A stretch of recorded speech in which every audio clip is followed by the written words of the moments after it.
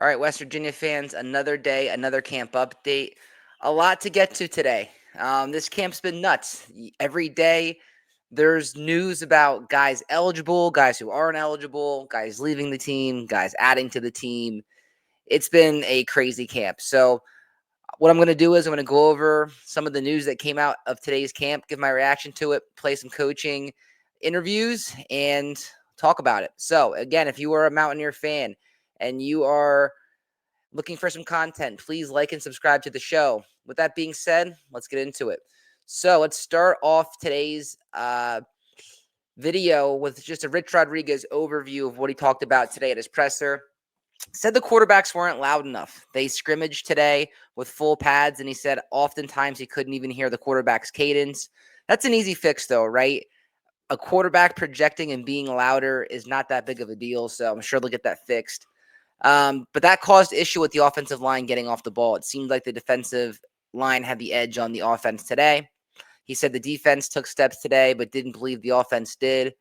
Should have an idea of who they can roll with 2 weeks before game one. So that he was asked about that today at camp of when he can start projecting depth charts and guys that are going to play. And he said usually 2 weeks before the first game. He did say there are times where guys can keep progressing throughout the season and make a late push. So just because you don't start in week one doesn't mean you can't start or get playing time later in the season, but they do want to have an idea of who they're going to be able to roll with 2 weeks out to the first game, which is quickly approaching. He talked about the athletic safety group. He talked about guys that can make an impact back there and what they can do for the team. We actually have a soundbite of that clip to share with you guys today of that safety room and what they bring to the table. Our guys nowadays are not quite as big, but boy, they're pretty athletic. And there's a whole bunch back there. Like I said, that whole secondary, I think you guys could help me. Is there any of them that I don't think any of them started for us last year, so they were young guys. There's a couple young guys that are back from last year, and then a whole bunch of transfers. So it's a pretty athletic group, and we do a lot with them too. All right, there you have it. So Rich Rod on the safeties. Zach Alley seems like he's going to do a lot with those safeties. Again, it was one of my favorite groups to talk about in our positional previews is how athletic the safeties were and how much experience they brought to the table, especially those transfers. He also talked about holding the Jacksonville State players to a higher standard. So the 6 or 7 guys that he brought over, he expects them to learn quicker because they've been in the offense, they've been on the defense, and they know his expectations as far as practice goes. And then there's a massive scrimmage on Saturday. They want to have around 100 plays on Saturday when they go live. So that's going to be important, Saturday's scrimmage. Let's talk about this. So the thin running back room, which is, it's funny how things change over a camp. A few weeks ago, I did a video on this position group, and literally the title was Stacked Running Back Room. And that has changed a little bit for various different reasons. So only 2 running backs have been practicing, Jaheim White and Hubbard. So that is not as many guys as we thought coming in. I thought there were about 7 guys deep, and right now it seems like there's only 2 at the current moment.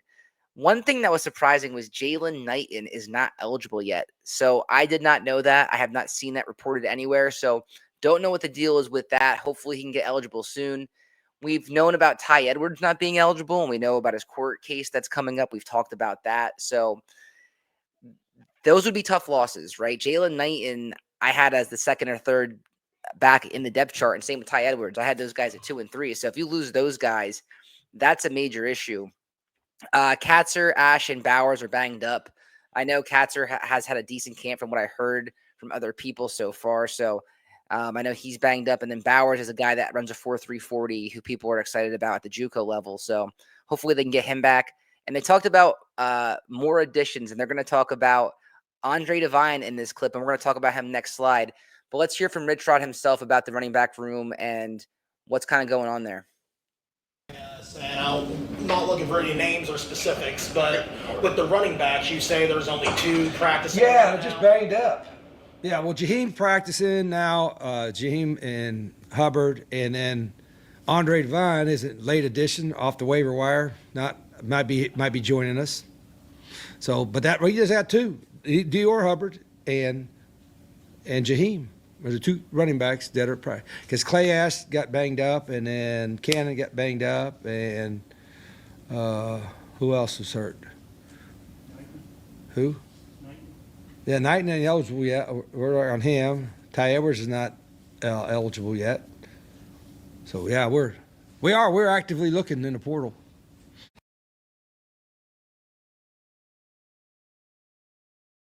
My mic is muted.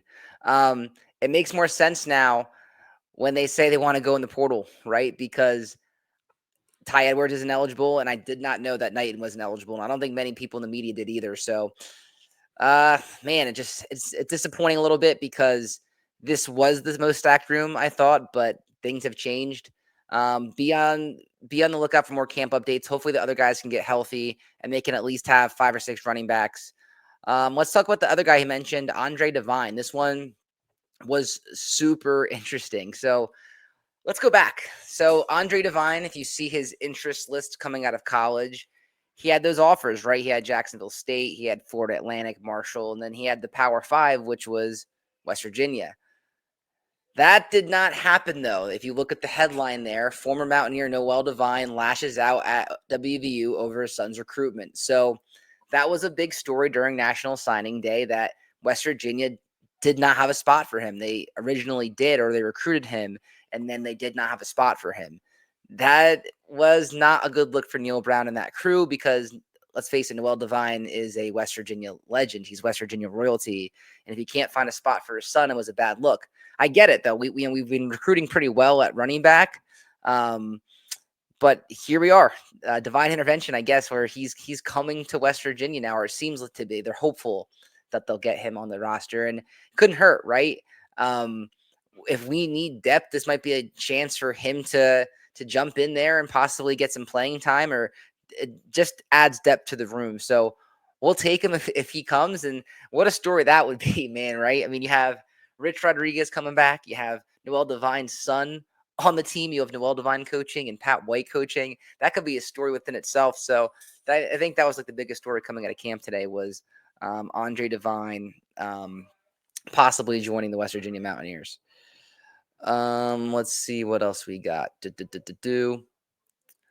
Coaching staff. So we have Jack McNell talk today to the media. He had a lot of different things to say. Said he wants to play 8 to 9 guys. So that's no surprise there because they've talked about wanting to play a lot of guys. But he said offensively they wouldn't mind being able to play 8 or 9 guys. They'll usually sub after every series. So they're not going to sub someone unless there's an injury in the middle of a series. They'll usually wait until the end. Talked about cross-training a lot and how guys at center could play guard and vice versa. So they want guys to play multiple positions in case guys get injured. They're not panicking. One of the things he said that was good was they have more available centers that he has ever seen. And if you look at his coaching history, he's been coaching since 1986 at some Power 4 schools and has NFL experience. So this guy is a seasoned vet as far as coaching goes. So he mentioned guys like Landon Livingston, Carson Lee, Cooper Young, and Isosa of guys who could possibly snap. And then he also said that it's the most friendly O-line scheme out there because of the tempo they play with. So all good things. I'm going to play a clip from him about what his room brings and his thoughts on the room overall. It's pretty encouraging because he, like I said, has so much experience. You've added new pieces, so now you got everything together. What's it look like? What do you still need to improve upon? Yeah, well, I'm excited about the group. I really am. They have great character. They're really trying. They want to do well. The group that we had in the spring has been taking steps, and now I'm just trying to get as many people as we can, to challenge them, and then to also we're not afraid to play more than 5 people. So I want to get as many people as we can ready to go play in a game. So, but I think they're coming along. We always with the offensive line, you got to fix things, and that's the stage we're in right now. And so. But if we can do that and keep taking steps forward, I think we'll be a good group. All right. So, again, a guy that's been around the block a few times as far as coaching goes and had some good things to say about the room. So, good stuff from him. Seems confident in the room, which is good. Up next, we have Gabe Franklin, a guy that played at Boise State and coached at Boise State for a long time. Today, he talked about what led him to join the West Virginia staff. And basically, he just said, Zach Alley, right? He said Zach Alley's been trying to recruit him for a long time. And he finally decided to come because it was the right situation and he believed in Rich Rodriguez. He called the safeties the quarterback of the defense. He mentioned that today. And then he also highlighted Fred Perry and broke down the nickel position. So he was asked about Fred Perry. He's not really his coach, but still kind of educated the media as far as Fred Perry goes and that position in general, which I thought was very insightful. So I'll play that for you now. Fred Perry, what do you make of Fred Perry? What kind of player is he to you from what you've seen of him? I'm not his position coach, but Right. I think he's a heck of a player. He brings energy. He's been around for a while in this defense, and so just seeing him getting better every day and kind of leading the pack back there is pretty cool. So is his nickel? Yeah, he's a nickel. Yeah. So is that position? West Virginia actually sort of used one similar in the past, but Yeah. is that unique in today's football world? When did that sort of become in vogue? Oh wow, years. That's kind of a linebacker-ish position / DB. You have to have a kind of a knack to blitz sometimes, be able to cover man-to-man. So I think probably 10, 15 years ago, a lot of people started using the nickel. Yeah.